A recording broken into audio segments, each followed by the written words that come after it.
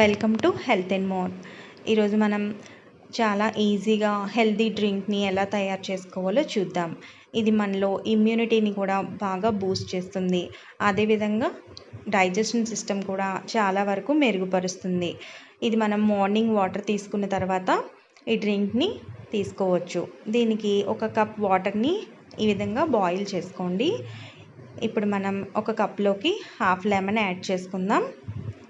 ఇందులోకి 1/2 tea spoon అల్లం paste add చేసుకోండి.